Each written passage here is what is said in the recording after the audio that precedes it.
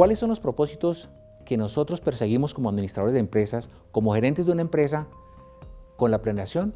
El propósito es minimizar el desperdicio. Que en muchas ocasiones nos hemos dado cuenta, por ejemplo, que hay funciones que realizan ciertos empleados que podrían estar realizando otros y no tener una, dos, tres o cuatro personas haciendo esas actividades. También tenemos que mirar cómo el impacto al cambio, el impacto que recibe la empresa cuando hay variables a nivel externo que lo pueden llegar a afectar. Hablamos en ocasiones anteriores acerca de la moneda, como es la parte económica, obviamente nos afecta, la subida y la bajada del valor de la moneda.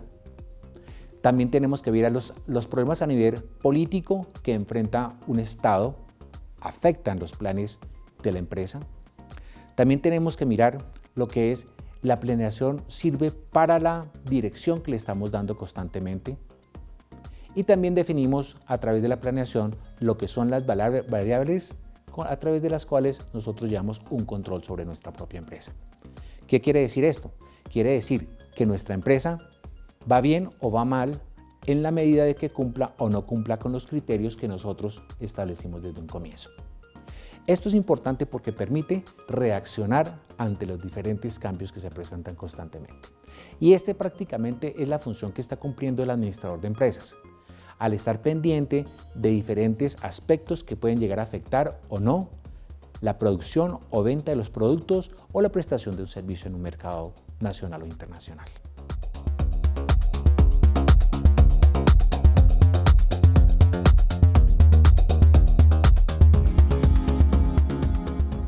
También tenemos en la administración los tipos de planes o los tipos de planeación. Hay ciertas variables que nos toca tener en cuenta. La amplitud quiere decir qué tan específico o qué tan operacional es el plan que estoy yo produciendo, ejerciendo o creando para mi empresa.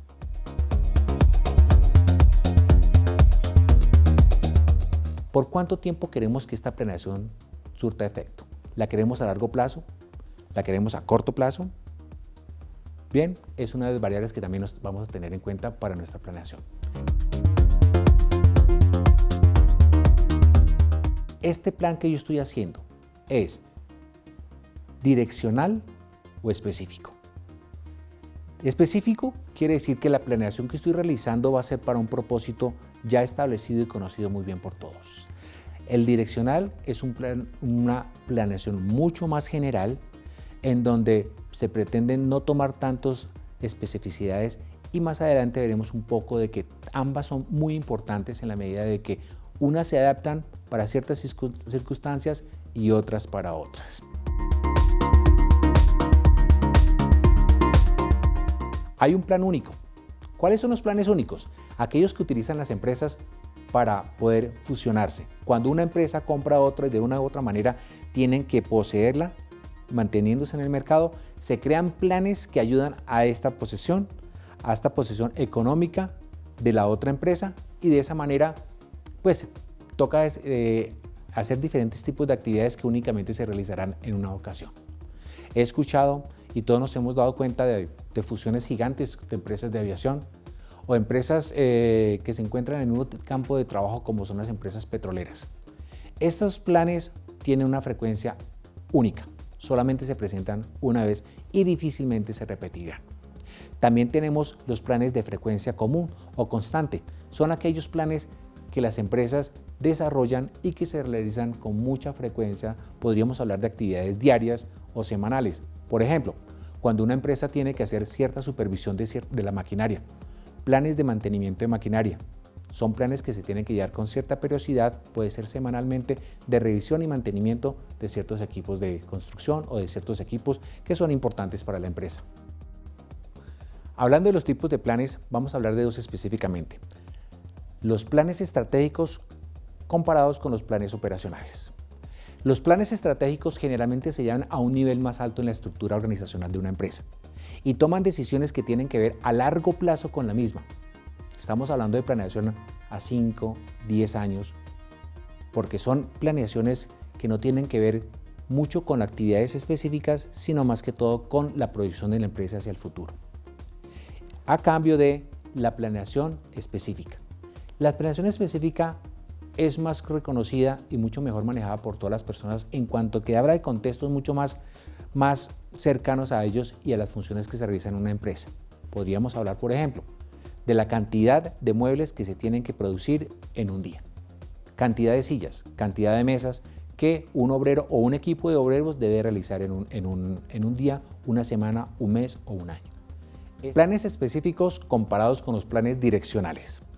Los planes específicos son mucho más manejables, las personas los conocen, se habla sobre temas mucho más cotidianos y controlables por los empleados y las mismas personas que están involucradas. Los planes direccionales tienen que ver mucho más con lo que es la dirección de la empresa. Largo plazo, para dónde voy, no están definidos con datos exactos como sí estarían definidos los anteriores.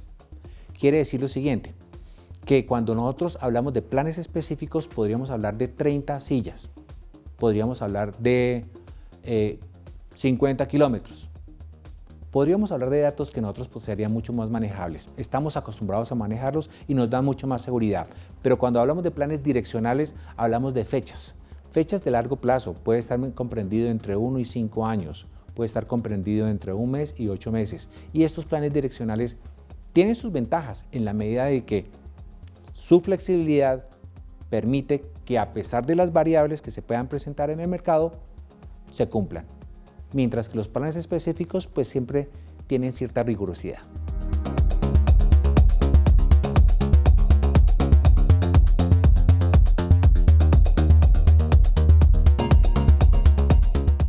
En algunos casos es más conveniente tener planeación a corto plazo que a largo plazo. Todo depende de los problemas o de la planeación que estemos llevando a cabo o los problemas que intentemos solucionar. Pero en fin, dentro de la estructura tenemos que tener en cuenta lo siguiente. Los niveles jerárquicos de la estructura más altos son aquellos gerentes que son llamados a hacer planeación estratégica más que los demás.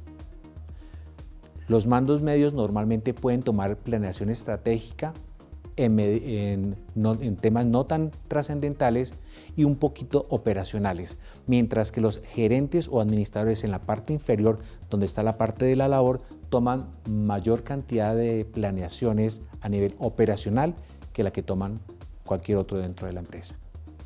Incertidumbre en el entorno.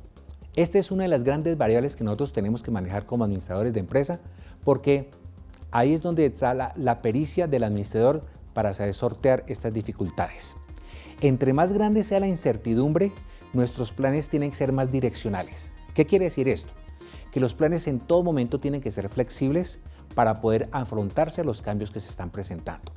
Si nosotros tenemos planes a corto plazo y la incertidumbre es demasiada en el mercado, no es conveniente para nosotros tener planes a largo plazo, en la medida que tenemos que hacer ajustes constantes en los planes que hemos realizado para que podamos responder a las nuevas necesidades que se están presentando. Duración de los compromisos futuros. Este es otro factor de contingencia que toca tener en cuenta.